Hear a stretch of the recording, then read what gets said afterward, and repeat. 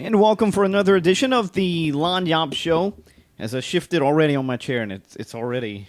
I'm going to have to put some screws in this before we leave today. Anyways, I don't know what this episode number is, but that's a good thing. We'll title it Sunday Morning Irish Coffees. Anyways, I'm John, and I got my wife today, which is rare that this is going to happen because normally she's watching the kids while we do podcasts. Tell the people hi. Hi, people. There you go. It is a Sunday morning, and not necessarily a tradition quite yet, but it's starting to become one, is Irish coffees on Sunday mornings. Absolutely delicious. You got Bailey's in yours? Yes. Did you do full-on? I did a full-on Irish coffee. And you didn't on yours, but I finished mine with the little drizzle of the mint, the green mint. The creme de menthe. But this isn't it. This isn't the creme. I don't. Maybe it is. Yeah, I think it is. Okay. So I finished it off with that. So yes, that means actually, since it's a real Irish coffee, I'm not on the keto diet anymore. That's something that changed since the last podcast. And the reason, I know I set an arbitrary date of September 1st, which is our anniversary, by the way. That way I could eat whatever I wanted. And we could go out someplace nice. But I love the keto diet. It's super effective. You've been on it, yes. Mm-hmm. You can agree with the results. Yes. Well, I think I went up to the limit to where I should have. I mean, I don't think I should have gone any longer on it because I was losing. And at a certain point, you can only lose so much body fat. I could have lost a little bit more, but that was definitely going to come with more muscle loss. And I didn't have too much more muscle to lose. So I stopped it, and now on the light bulking phase, which is still somewhat of a diet. I got to watch the calories. I'm gaining way too much pounds too quickly. Try to do like a half a pound a week, but that's not, it's the first week. So, and I really got down low in weight, so my body's just holding on to everything. And I'm eating like a monster now. My appetite came back quick. So anyways, yeah, no more keto diet, now back in lean bulk phase, but I definitely recommend it.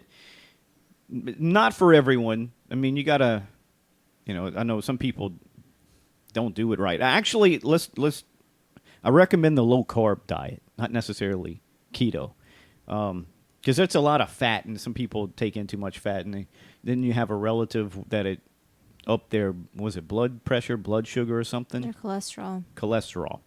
Yeah, so you have to watch that. So that's why I won't tell everybody, oh, yeah, you need to get on this diet. So, but I for me, found it worked wonders. So, but I do recommend low carbs. And I know with you, carbs definitely makes a difference with me. My body, still, the first week into it, my body has no idea what to do with all these carbs. I don't feel as lethargic as I think sometimes it makes people feel, but my body just doesn't know how to digest it. Like the first week at night, my body's just like, just not knowing what to do with these carbs. It made it really uncomfortable and hard for me to sleep at night. I can agree with that. But anyway, so I'm adjusting. So, yeah, we got to do our Irish coffees on Sunday morning, and I miss that. I like White Russians, too, so sometimes I'll do that, and I think I'd mentioned a keto White Russian on the show before. But now I got the real deal. And it was the keto Kahlua that I made was pretty close. Yeah, it was pretty good. I usually don't, every Sunday morning, I might have something in my coffee, but I don't usually do the full-on Bailey's and everything like that because it can be too sweet. I like more simplistic alcoholic coffee, as you will. But this is pretty good. Yeah, just a little bit of whiskey in the coffee. They had that guy. He actually passed away, I think, over the last year or so. He was a World War II vet. I think one of the oldest still living in the United States. And they asked, he was over 100, I think. They asked him his secret, and he said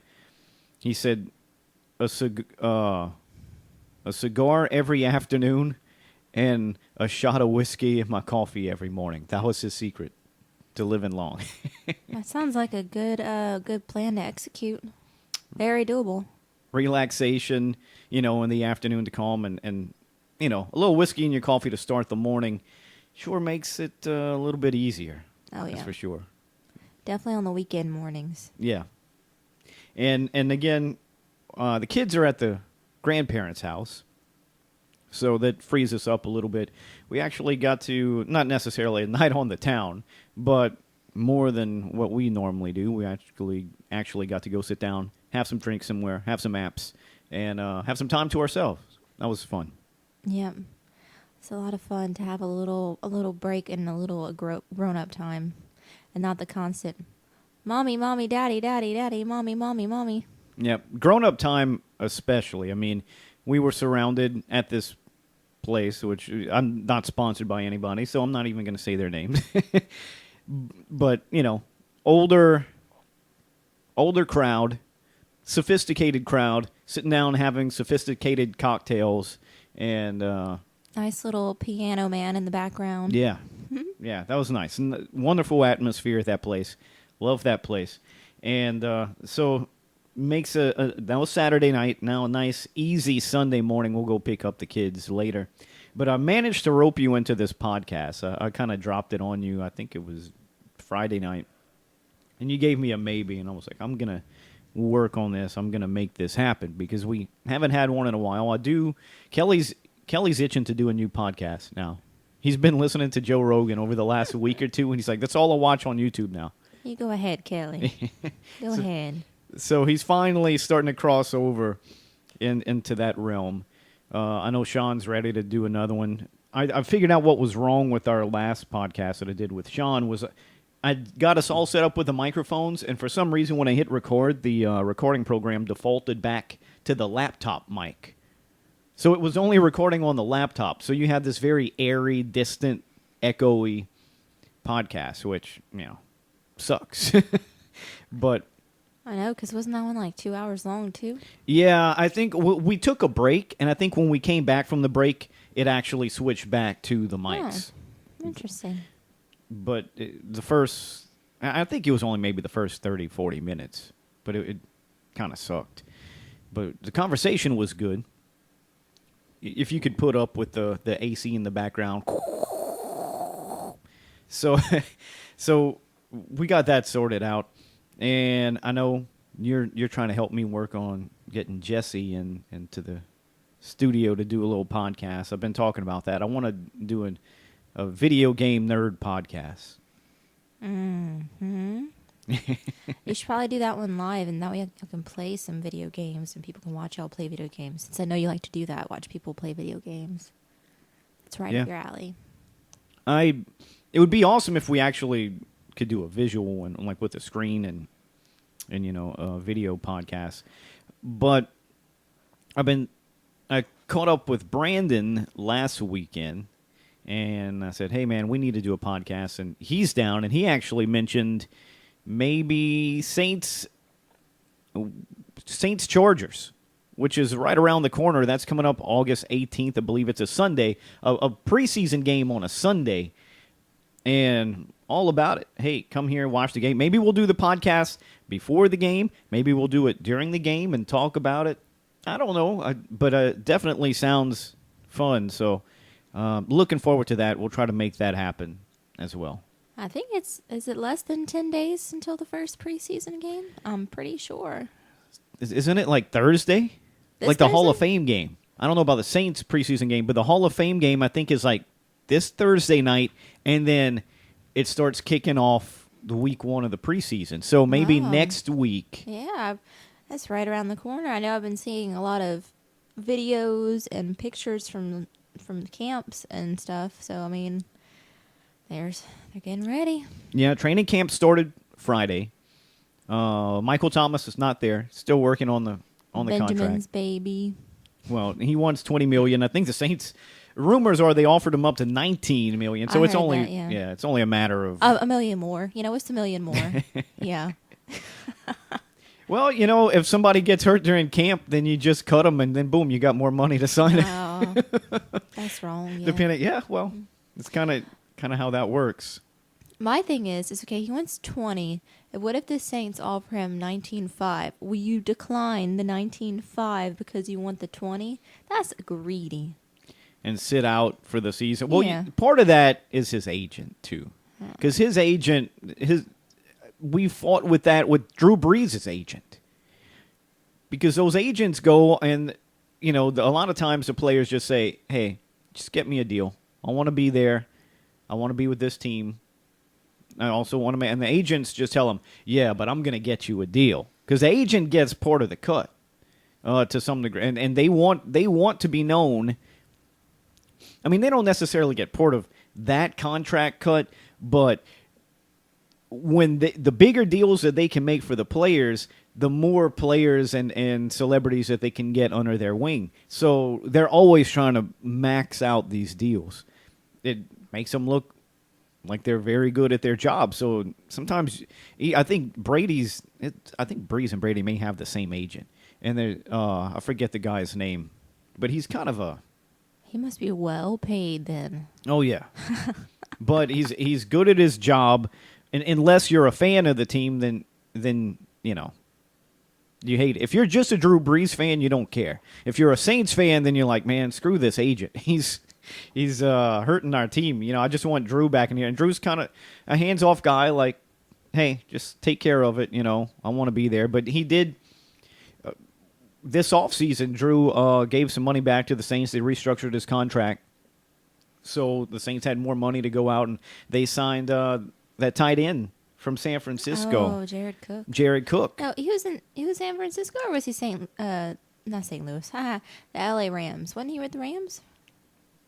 Oh, no, he was originally with the Rams. I say San Francisco was the Raiders I'm thinking about. He was originally with the Rams, and then he moved, because I had him on my fantasy team, and he did really good. He went to my fantasy team. Oakland, and he made the Pro Bowl in Oakland, I believe. Oh.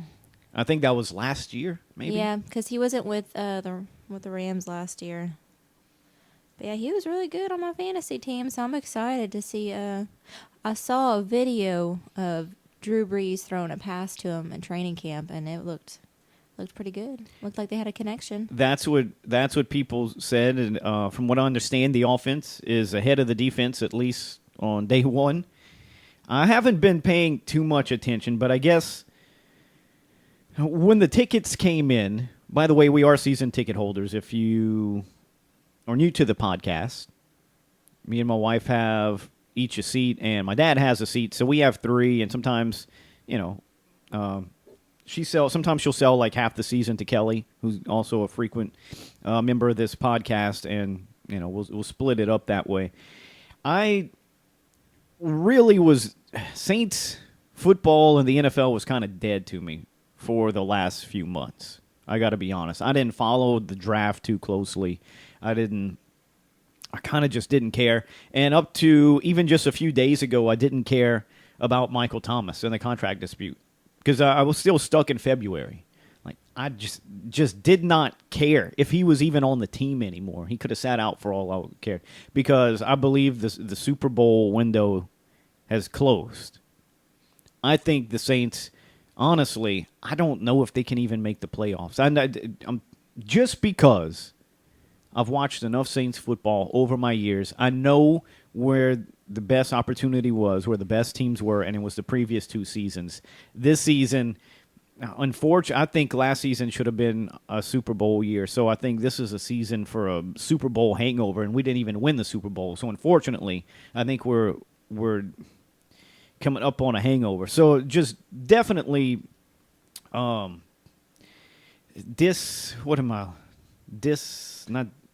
disillusioned. I'm just disheartened by the whole thing until I think the season tickets came in. And then I kind of got a little bit more interested. We got them in, Thursday, Friday? I don't know. I didn't know we got them in. Mm-hmm. Well, my dad got them in. They get mailed to him, and I'm sure he'll be bringing them shortly because we normally meet here before we head to New Orleans, so we keep them at my place. But we are season ticket holders. You made what, one game last season? Two? Two. Oh man, I went to the first game. I was so excited. It was my first game in 3 years, something like that, and we lost to the Tampa Bay Buccaneers. Oh. That was awful. It was awful. I remember being very upset after that game. They looked terrible. They looked terrible. God. Yeah. And then they eventually go on a run, and I mean, it looked like they were going to be Super Bowl champions. They won what? Was it 9 or 10 in a row? No, it was more than that, wasn't it? I think 9 or 10 for sure, maybe more. And they went 13-3. Yeah. So I mean, they did pretty good. I don't think that your assumption is accurate. I mean, I could see them making the playoffs, but we got to see how they do without the Ingram Kamara dynamic there. Well, it's now just, Kamara. They did not feed 22 the ball enough in the postseason. They did not run Mark Ingram enough. There was so many times where I was screaming at my TV, give 22 the ball. Give him the ball. We need 2 yards, Sean. Instead, we're running bootlegs with Taysom, which worked. And so I'd be like, okay, fine, it worked, Sean. Okay, good play call. Now, can we give Ingram the ball? And instead, it's something with Drew, and it's an incomplete pass because they're not even on the same page. It's a screen that the defense blew up, and it's like, just run the dang ball and run some clock. And it just, man. But now Ingram's gone. I can't call for 22 anymore. Yeah. And Kamara, look, he started off the season incredible, but you could tell in the second half of the season, he wasn't breaking the tackles and breaking off those big runs like he was at the beginning. Part of that was an injured offensive line, and your offensive line's going to get banged up. I'm glad the Saints addressed that in the offseason. So I did kind of half-ass pay attention because I know they got an offensive lineman, which I was thrilled about. They need to keep those guys fresh. I mean, it's a long season, and they are always getting banged up. They got a new center, too, huh? They got a center from a team. A draft? No, I thought they drafted one. Well, the guy that they drafted plays like a couple positions on the offensive line, so he can move around like a jack of all trades. So he might have been a center. That's good to have. Yeah, absolutely. And they did pick up, I don't know if it was a center or a guard from another team. Is it the Lions I'm thinking of? Or was that last year? Because we got one from last year, too, who did real well for us. I think that was the guy we got from the Lions. His name escapes me because I'm not in full-on Saints mode yet, even though that's all we talked about for the last 10 minutes. We should probably switch gears so you and Brandon have something to talk about. Well, I definitely have to do more research before I start talking more Saints because I already forgot half the people on the team. I mean, it's been that rough of an offseason for me to where I'm pretty much I'm excited for look, I call high school football. That's part of my job. I have a high school football team. I do play-by-play for them on Friday nights. Very excited about that. But like Saints football, I closed the book on that, and I put that thing on the shelf, and it was collecting dust up until just a few days ago. So I don't even remember who's on the team. But we'll have probably more Saints theme podcasts over the next few months, of course, and when the season starts ramping up, if I can continue to do this podcast on a somewhat regular basis. Mm-hmm. I think your book on your shelf was still crying. That's what the problem was. I'm not going to argue that. God, 2 miserable endings to great seasons. Yeah. Like, we can't even just get legitimately beat. Beat. The first one, okay, yeah, our player made a mistake. So there's nobody to blame but that player. And he goofed it up. But he goofed it up on the last play of the game. It was in the bag. And it was a botch. And that was tough to get. But you couldn't blame the refs for that. You couldn't blame, it was the team. It was a player on the team. I didn't want him back on the team. And he kind of made up for it. He had some good moments last season.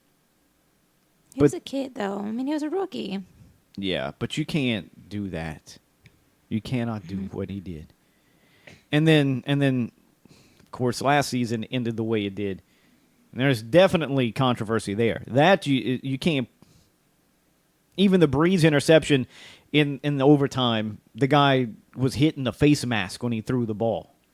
I mean, it was pass interference plain as day, and they just let him get away with it, and it was just gross. Gross, gross, gross, gross. 4 officials from the Los Angeles area referee in that game. How does that get by? How does that get by? It's dumb. That should never happen in any sport. In any sport. It's okay to have one. You know, sometimes circumstances happen. You have a finite number of officials, but it's the playoffs. There's only so many games. That can't happen. You can't have 4 officials from one area refereeing a game like that.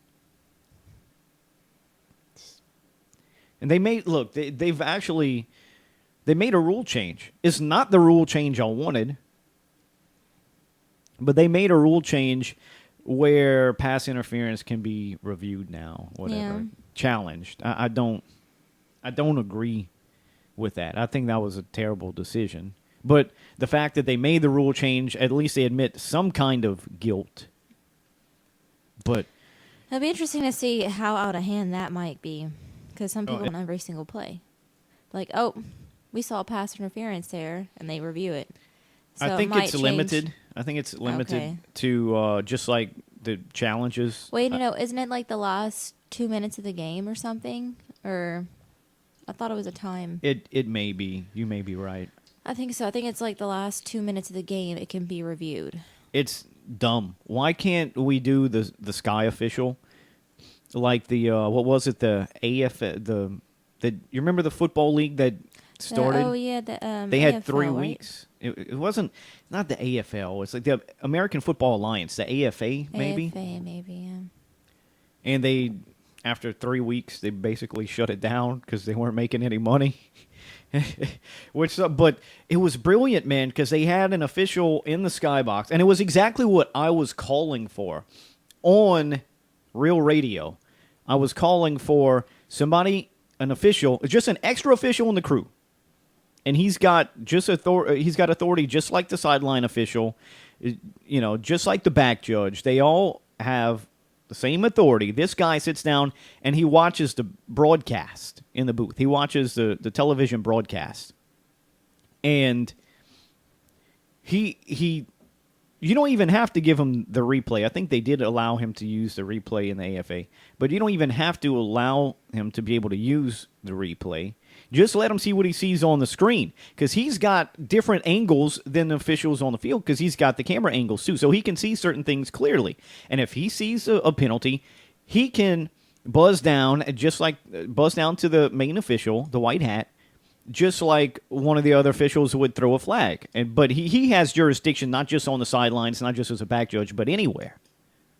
And it's really simple. And then I also liked during the actual television broadcast, they had them mic'd up when they did reviews. So even, you know, if you don't agree with what the referees were seeing, at least you hear them say what they are seeing. So I thought that insight was awesome. And the NFL, I heard a rumor that they may actually look into implementing that. So at least you can hear their logic and what they're seeing, even if you don't agree. And you know, so I like that. But why can't we get a Sky official rather than this stupid challenge? Can't challenge in only 2 minutes of the game, and Might be eventually. Just takes a long time for things to be implemented. And that was part of an investment from the NFL, the AFA. Like, they were supposed to be working together. So it was an area for the NFL to experiment with that sort of thing. And I don't know. They act like that wasn't effective, but I'm calling BS on that. I thought it was great because I watched those games, and there wasn't really any controversy. There was no refereeing controversy in any of those games, at least from my perspective, from what I watched. And so I thought it worked. The thing is you're not supposed to notice the Sky box official, and I didn't. That's why I thought it worked so great, because you didn't notice it. It wasn't anything different. But he's just another referee, another pair of eyes, and I don't think there's anything wrong with that. All right, switching gears, I also said I wanted to talk with you about Stranger Things, because we just watched the third season, and I liked it. I had to wait till the end. It's shorter than the previous 2 seasons. It is. It was only, what, 8 or 9. I think 8 or 8. 9 episodes. And so I liked it. But I still think the first 2 seasons were stronger. The first season, 100%, Yeah. is the best one. I disagree with you on that. I do think the first one is the best season, but I thought this season was better than the second season. I think I liked some of the connections the characters made.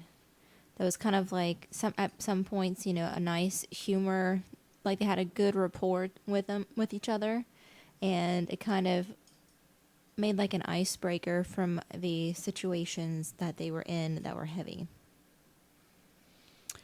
I find there wasn't enough like danger. I remember it was the second season when they were trapped in this old school bus in like a junkyard or something, and they had like a bunch of Demogorgons around and stuff like that. I felt like there was that kind of danger. Like anytime they were walking outside, they were in danger at some point in time. In the first season, it was like that because you didn't even know what the hell was going on. Yeah. So there was always danger around every corner in the first season. The second season, there was danger around every corner because there were monsters around every corner. So, but in the third season, everything's fine. It's all concentrated into one little area. There's not a bunch of monsters roaming around.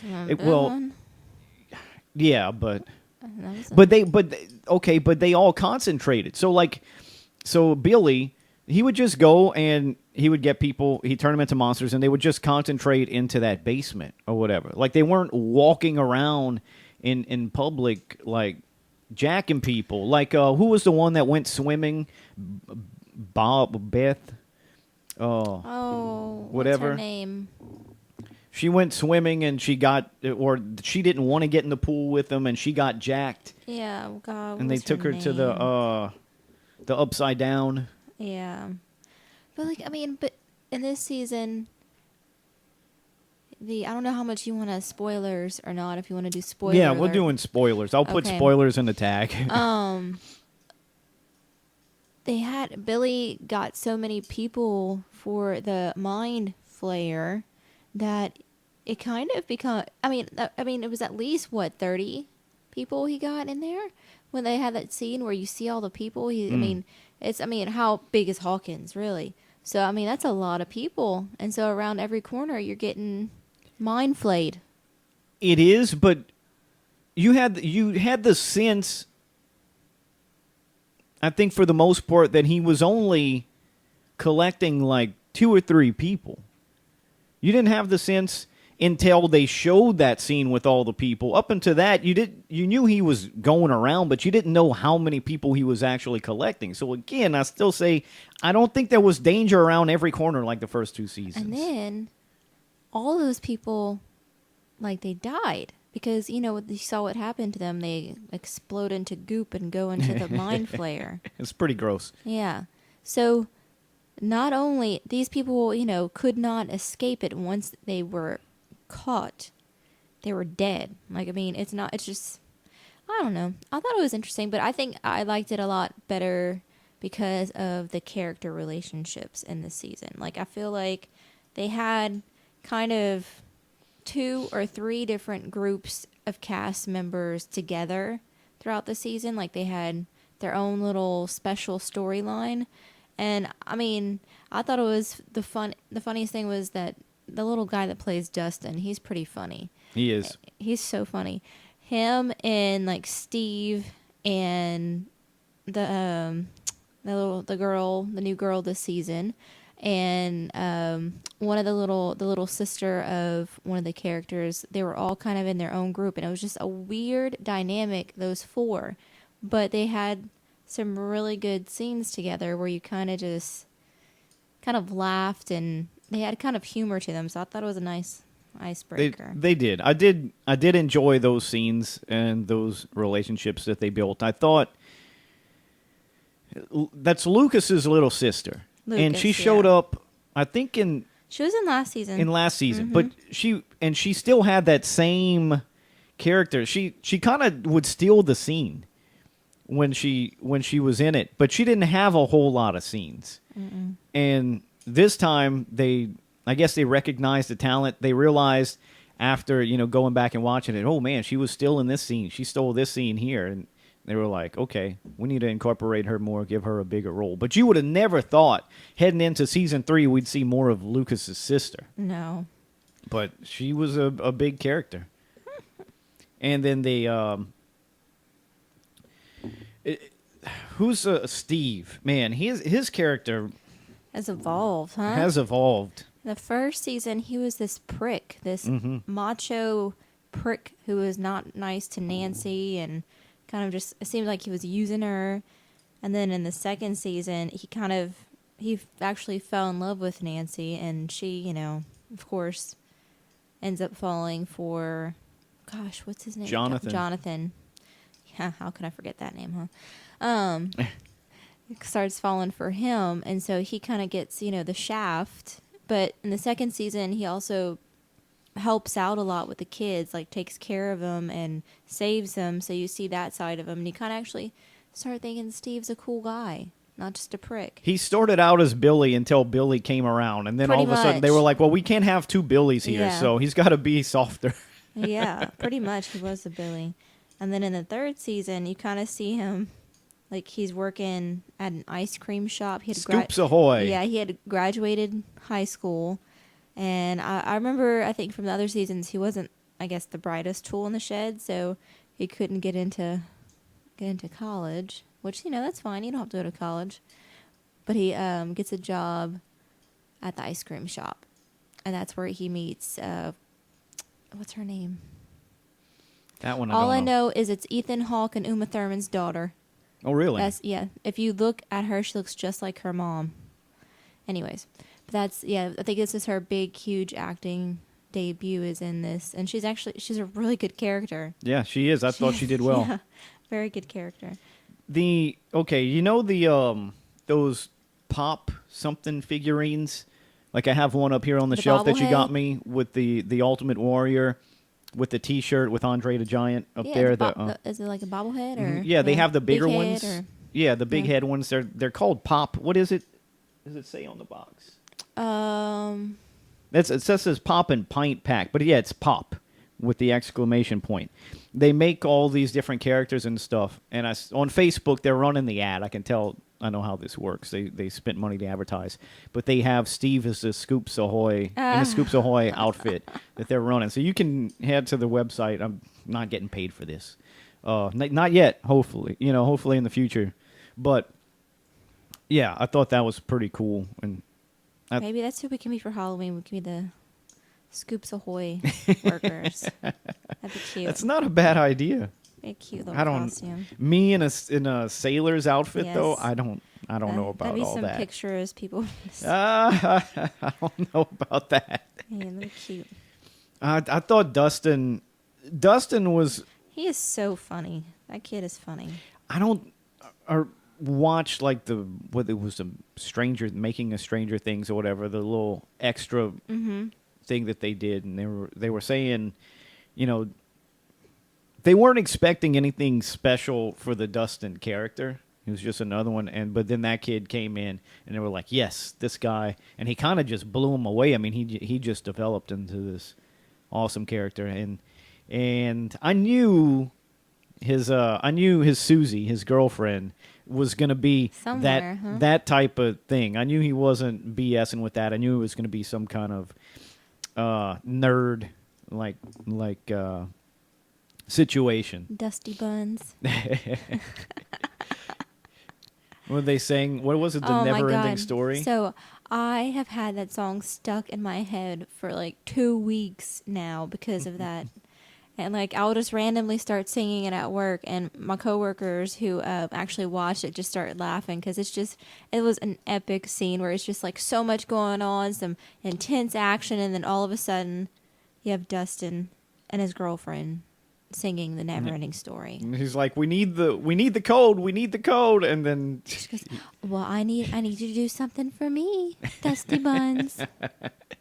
I think was even funnier was when it's like Lucas and Everyone then sang it back to him. Yeah, but the funny part is everyone was hearing them two singing, and like in their immense battles or whatever they're doing, they're just kind of like just staring at each other, like, "What the hell are we listening to? Is this for real?" Definitely one of the funniest, brighter points of Stranger Things 3. I think they're still having the ice cream special at Baskin Robbins right now. The Demogorgon looked pretty cool. Like they did like the waffle cone to where it like flayed out like that, like the mouth, or the face, whatever, opened up, and they had like the scoop of ice cream inside, and they did like the strawberry sauce on top to That's make it supposed to look be red. blood? Yeah, it looked pretty awesome. And they have one called the Upside Down, which I think is like a sundae, but they just do it like upside down. That or sounds whatever. good. Yeah. Again, not sponsored. But I think that's still going on through July. They were supposed to bring out new Coke and special vending machines around the country, and I've never seen it. Okay, so don't think I'm ignorant here, but the new Coke that they were drinking in the show, and I saw it said new Coke. Is that from when there was a change from the previous recipe to the new recipe that it is now? No, but you're close. Okay. So I believe it was 84, 85-ish. Somewhere in the mid-'80s. The Coke recipe has changed over the years. I mean, they had the first initial one that had freaking cocaine in it. Mm-hmm. It was actually just made as a delivery system for cocaine. Long story there. We don't need to get into it.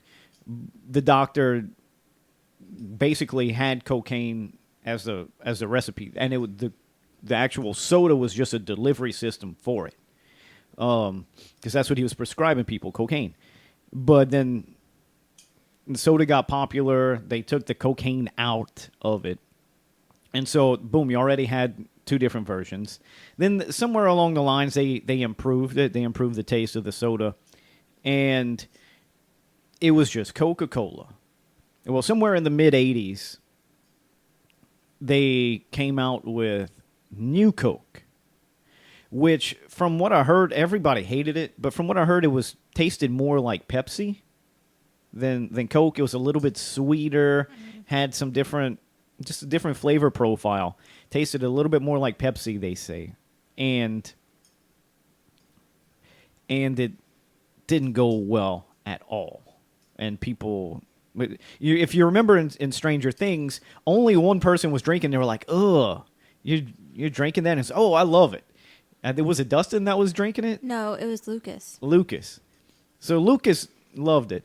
Everybody else was like, "Ugh," and so they had such a backlash that I don't know, maybe lasted less than a year, I think. And so they were like, "Okay, we'll keep New Coke around." They called it something else. Like, I don't remember what. They changed the name. And they came out, and then they went back to the old recipe, which they started calling Coca-Cola Classic. You remember the Coca-Cola Classic. So they went back to the other recipe. That's what they started manufacturing on the grand scale again. They kept the New Coke branded as something else for a little while, but I don't think it lasted more than like 6 to 8 months or so. And then that was gone because there was no demand for it. And so, because they wanted to bring that legendary, notorious story about Coke that happened in the 80s, and, they're doing the mall thing and all of that, they decided to incorporate that into the storyline. So they were temporarily bringing back New Coke in the vending machines. They'll promote the movie. And I never seen it anywhere. I was looking for it. I wanted to try it because, I mean, I've never been able to taste New Coke. I have no idea what it's like. I know you were in diapers then. Yeah. You ever had Tab? I don't think so.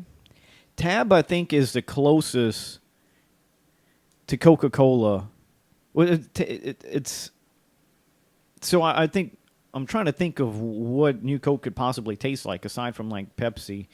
Tab is pretty close. It's kind of like the Sam's Choice Cola. You know, they taste pretty close to Coca-Cola, but it's not. I love Coca-Cola.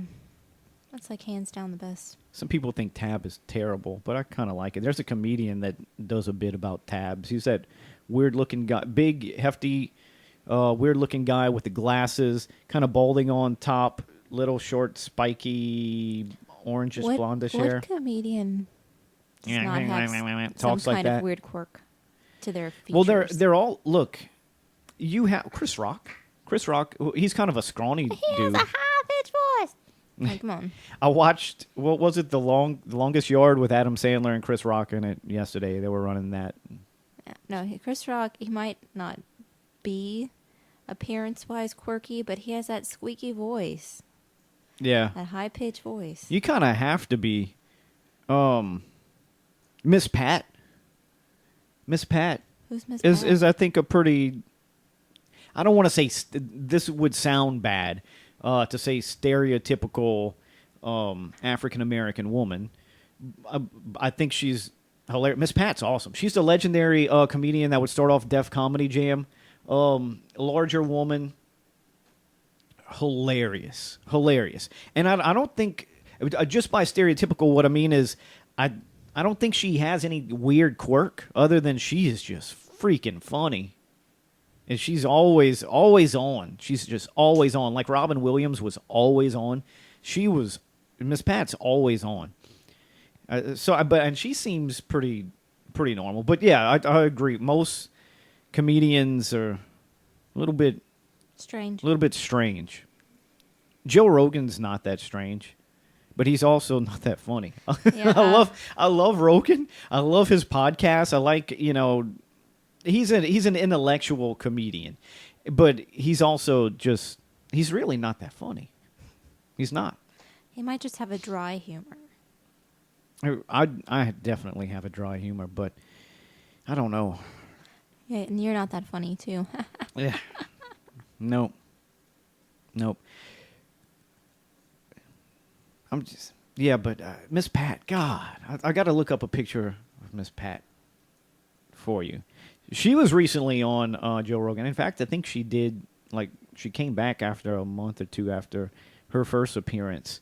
How much Def Comedy Jam have you watched? I know you're not big on stand-up. Probably none. Come on, you have to watch this. No.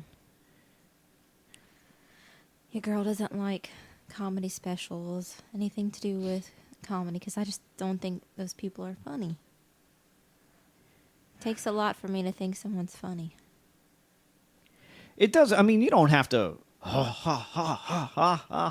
belly laugh after every joke. Sometimes it's just sitting around for the entertainment. I guess. I just feel like if you're going to be a comedian, you need to at least make me chuckle. Check out the image gallery here on my Yahoo Google search, whatever it is. Oh, she's pretty. And she doesn't seem to have any. The only quirk she'd have is she's just kind of loud, but funny, and like I don't think she's just a normal person. I mean, I know Normal. a lot of people, personality-wise, like Miss Pat, but and they are pretty funny, but not exactly as funny as she is. She's got a podcast now, as well. I haven't heard it, but imagine. Do you ever keep up with any kind of news from like the San Diego Comic-Con? No, I don't keep up with it, but you always get some here or there because it's the biggest Comic-Con in the country, from what I understand. So there's always stuff going on. I did see something recently in the radio prep of things going on. I'm really nerdy in the fact that probably it's the Sunday night or the Monday morning after Comic-Con, I go and watch the videos of the panels or the interviews of like my favorite shows, seeing what they're doing for the next season or what's going on. I would love to go to San Diego Comic-Con, but I know it's very expensive. Well, just to get a hotel anywhere near the area, and the tickets probably aren't that bad, but it's just you have to do everything a year in advance. Well, not only that, but a lot of the parts of the convention is individual. You got to pay for individual stuff, so you got to pay to get in. Then, if a certain store is having a certain store is having, I don't know, a press conference or whatever, a Q&A session, sometimes you have to pay specially for that event too. So it's not you pay to get in, you pay to go into certain areas to see certain people. Then you have to pay for pictures if you want pictures and stuff like that. It gets really expensive. Not to mention flying over there, hotels and food and, that whole deal. But because we have cons over here too, and they're obviously not as big. I haven't gone to any, but again, it's still you pay to get in, then you pay to see sometimes who you want to see. Not everybody, but I know my brother has gone to a few. He likes to go to them all.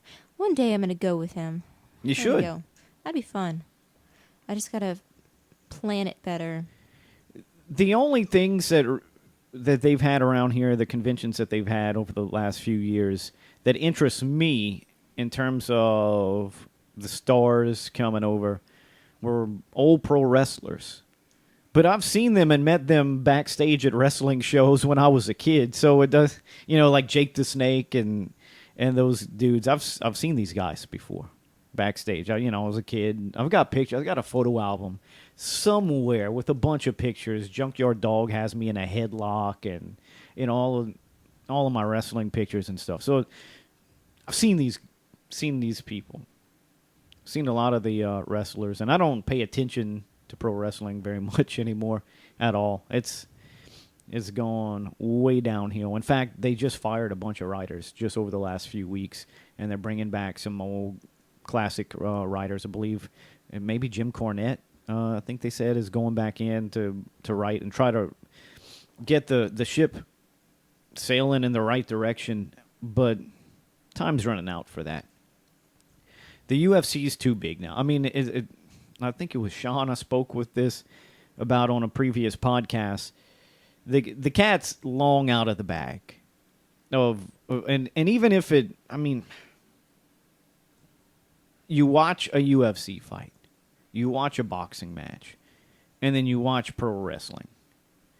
If you have even the basic understanding of physics, if I grab you by the wrists and fling you in one direction, or you're going to continue running for 15, 20 feet, hit some...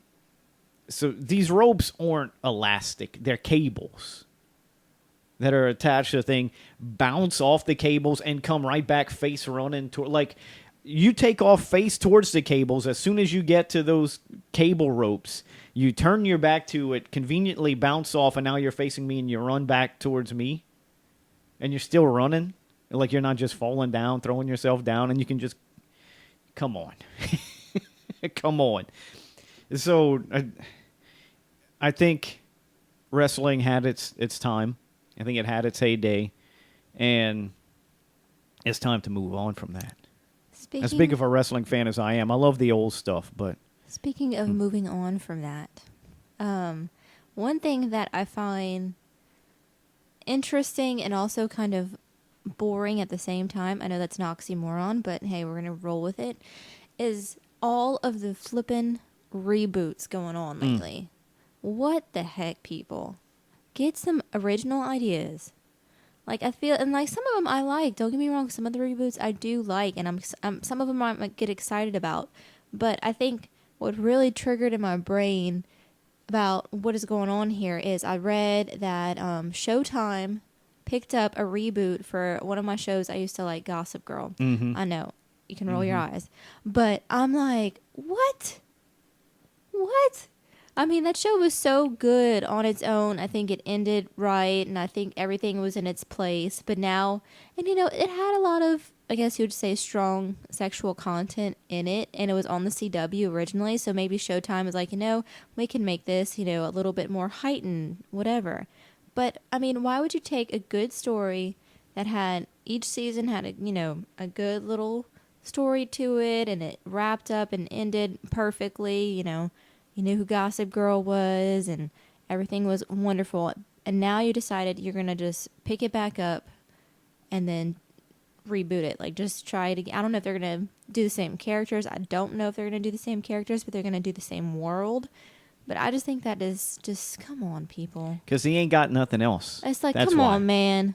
Come on, man. That's why. They don't have anything else. Two things on that. We'll do the light touch first. They don't have anything else. And we'll watch this video on YouTube. And it was about The Lion King. And because it's new in theaters, they're just rebooting the same thing. It's the live action one. Yeah. See, at least it's a live action. It's a different take, even though it's, because the original was a cartoon. And Right. so doing with live animals, puts a different element to it. Right. Go ahead. Sorry. Still going back to that same cash cow. But The Lion King was supposed to be Disney's first original work. If you think about it, Disney did fairy tales. They didn't write the movies. Snow White, I mean, they might have added a little bit more, but Snow White was Sleeping Beauty. Those were already fairy tales. Those were in folklore for centuries. This is true. I took a folklore class in college, and they had different versions in different countries of those stories. So Disney, I mean, even The Little Mermaid, that wasn't an original. This was all stuff handed down through the centuries. So Disney really didn't create that much original content. I mean, even the cartoons with Mickey Mouse, it was some of the same, not necessarily fairy tales, but some of these same stories and kind of fables passed down over the years. They did do, look, it wasn't 100% copied. I mean, they had other content, but The Lion King was supposed to be Disney's, this movie was going to be their first, like, real original work. And as it turned out, it wasn't. They stole it. The Lion King is actually Kimba, not Simba. Kimba, the White Lion, which was something that was going around. It was very popular in Japan. Very popular in Japan. And it still is. But nobody else anywhere kind of knew it. It was a Japanese thing. And same thing. Even scenes in the Disney movie, you take back to Kimba the White Lion, like they stole scenes straight from the movie. The characters looked a little bit different. I mean, obviously Simba is not a white lion like Kimba is, but it's the same thing. And what happened was the guy that created Kimba died. I think they may have had talks with Disney and nothing happened. And then the guy that created Kimba the White Lion died. And like a year or two later, Disney started developing The Lion King. And the rest of the world knows The Lion King. But in Japan, it's still Kimba the White Lion. I mean, they know The Lion King too, but it's their culture. It's Kimba the White Lion to them. They don't care about Disney's Lion King. So, and it's a freaking Broadway thing now, but they stole it. So that's interesting. You know, I encourage people to look that up on YouTube. There's more than one video documentaries about that. Number two, I don't want to get that political. I know you stray away from that, which is cool. But I do want to say about this rebooting stuff and switching, you know, who they get to play the Little Mermaid in the live action. It's a a woman of color as opposed to a white redhead. Well, number one, the Disney princesses were all supposed to be part of kind of, stereotypical of the kings and queens and princesses of different parts of the world. So they looked like, the royalty, the royal families of that part. They were princesses. That's what Disney was all about, a bunch of princesses. So that's one reason why it was there. Most royalty were white. That's how it was. But they changed the Little Mermaid, and I think most people don't care. I think they overblew the amount of people that were actually upset about the Little Mermaid changing races for the live action one. That's not what I'm upset about.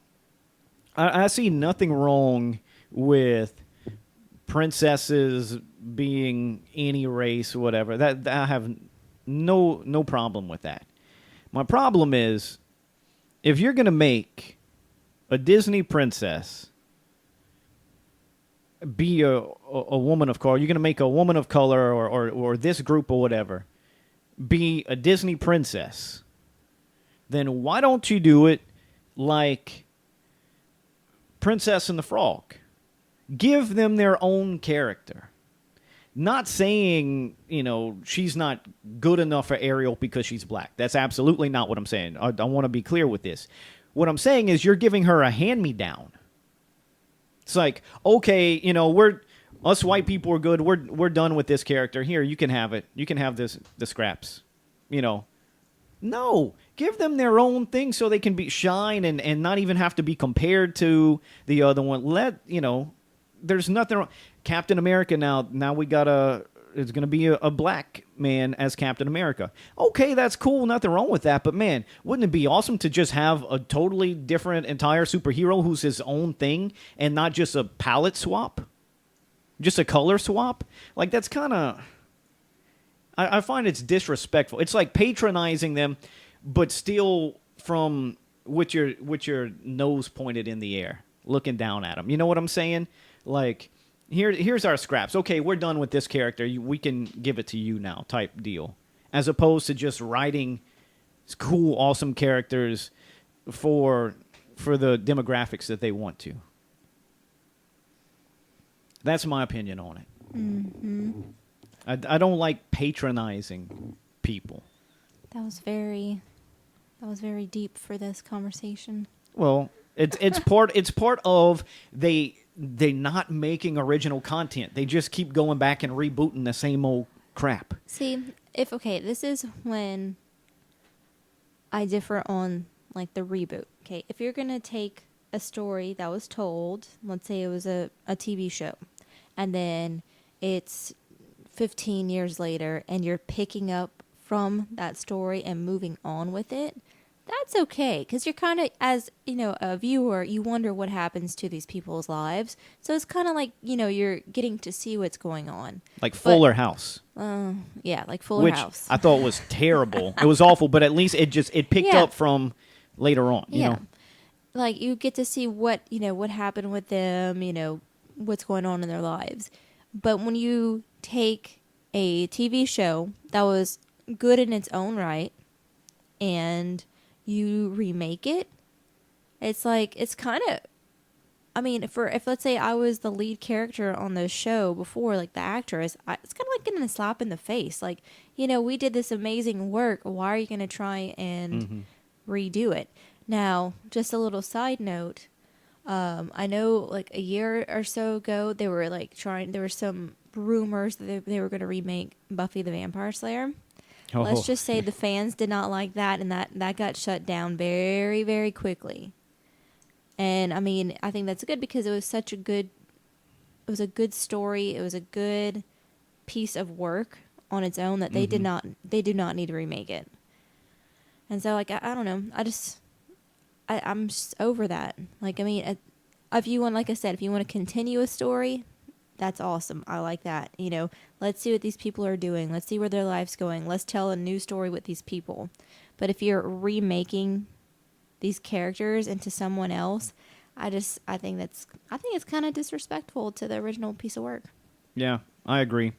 And I do want to mention, I think, kind of on what I was talking about earlier, I think the media pays too much attention, not just the media, but even organizations and businesses pay too much attention to 3 people on Twitter with like 10 followers. And you got a very small percent of the population dictating what companies do. So when they do get a little blowback, they act like it's a big old deal and they cancel all these things. Like you have all these actresses and people complaining about actresses getting picked up for roles. I mean, they're complaining. Who was it? Is it Natalie Portman that's going to be the female Thor? Or you can't call her the female Thor. She's supposed to be Thor. Then why is it even Natalie? Is it Natalie Portman? I don't know. So much controversy.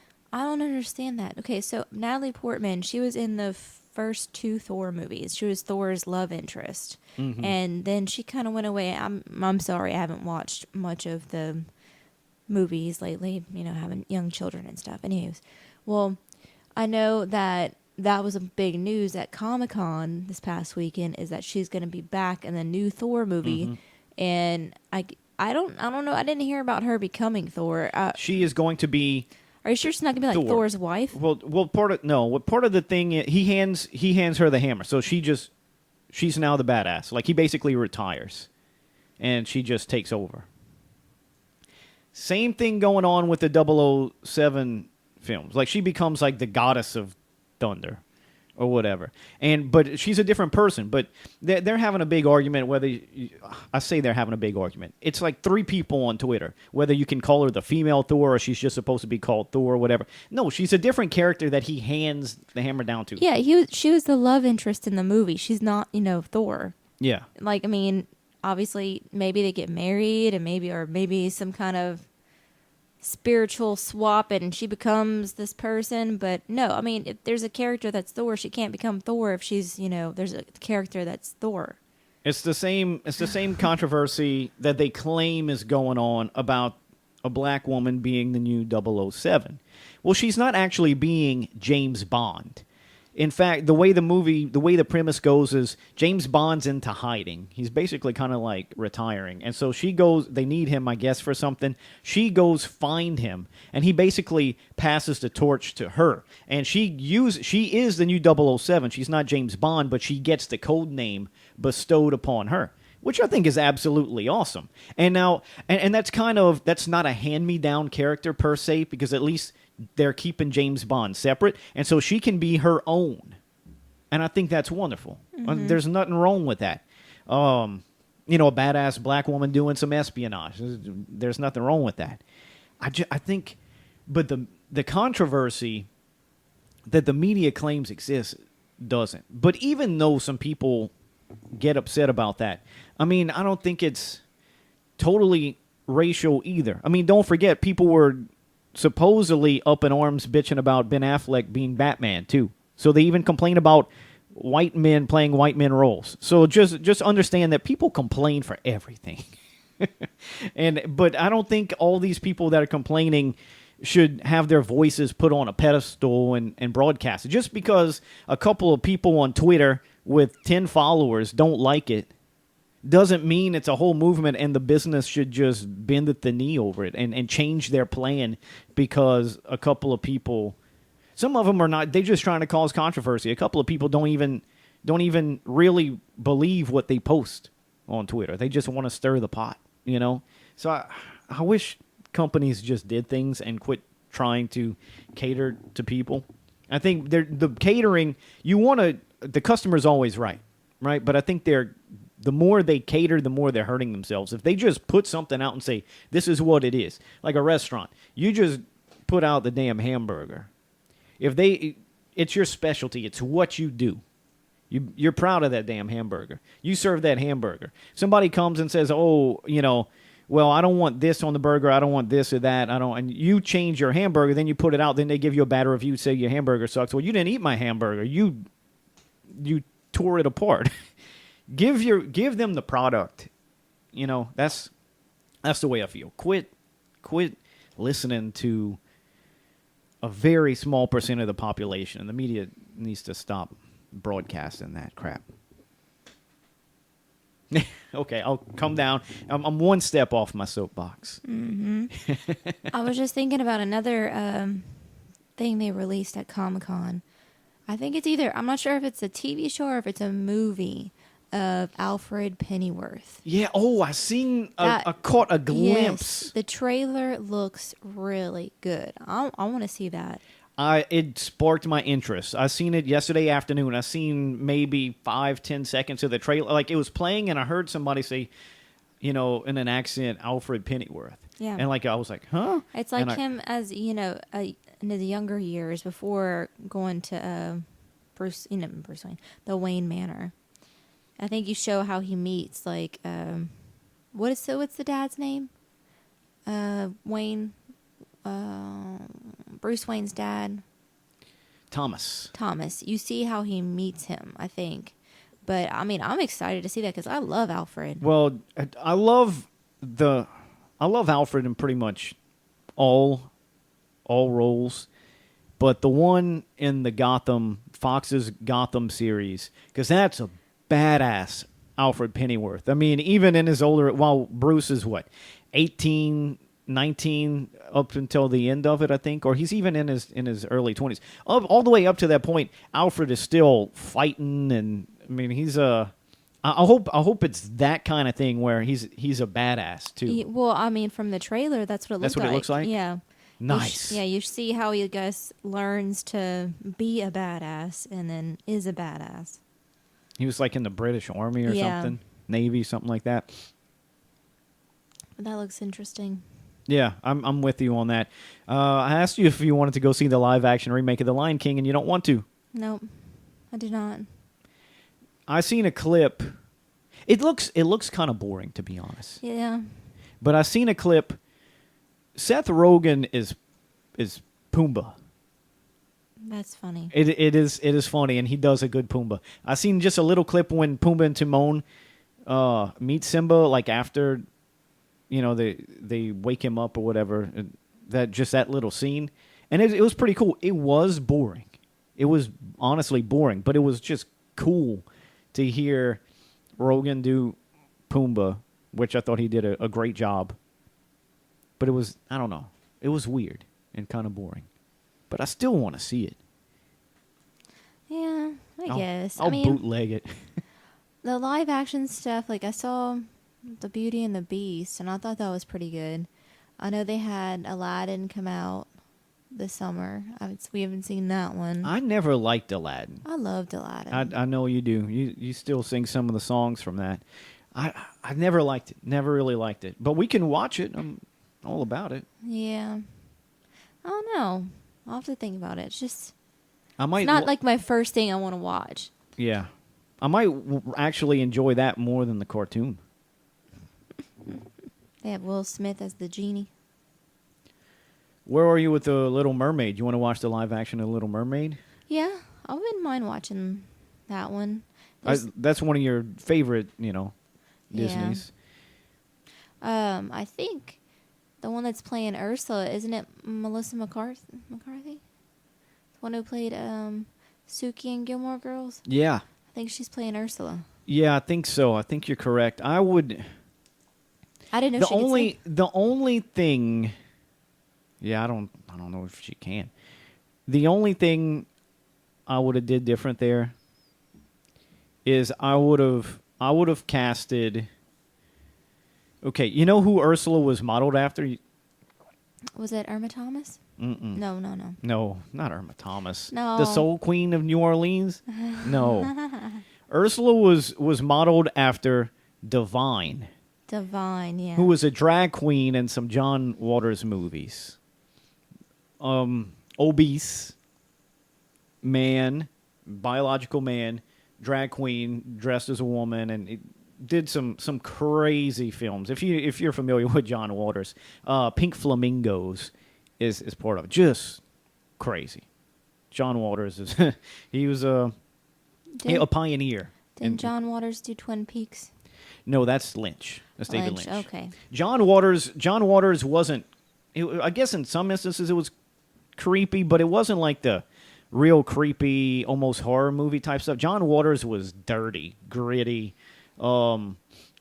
very sexual and just dirty, crass jokes. Like in Pink Flamingos, Divine got a neighbor or something she can't stand, so he takes a crap in a box and mails it to.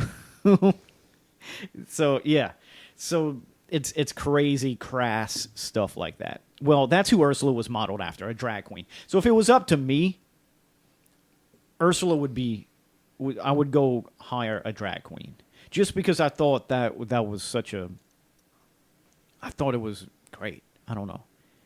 I thought that was fantastic. So Ursula, the way she looks, I mean, she's supposed to be out there like a drag queen. Melissa McCarthy, I don't know. Like, for me, that's like saying, well, this character's supposed to be ugly, John, so we're going to hire you for that bit. Oh, really? Well, thanks a lot. You know what I mean?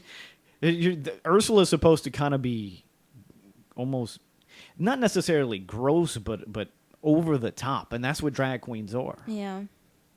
So that's, in my opinion, anyways. What's the dad's name? Triton?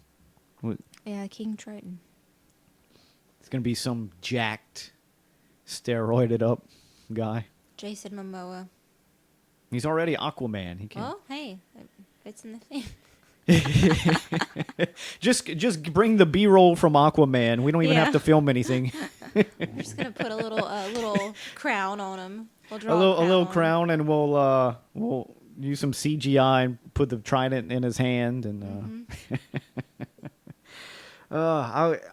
okay. Of all of the Disney movies, I guess aside from The Lion King, because I still think that's interesting doing it with animals, but from I guess all the other Disney movies, the live action, what I would want to see is The Princess and the Frog. Mm-hmm. Because number one, it's New World. I know you love that Disney movie, but man, you can bring the voodoo aspect. It would be creepy. Maybe I would like to do it to where it wasn't necessarily a child's movie, maybe a PG-13 type deal, and really get spooky with it. You know? Yeah. Well, let's put it out there, and if Disney hears us, we would love to give you some creative inspiration for it. We lost Dr. John though.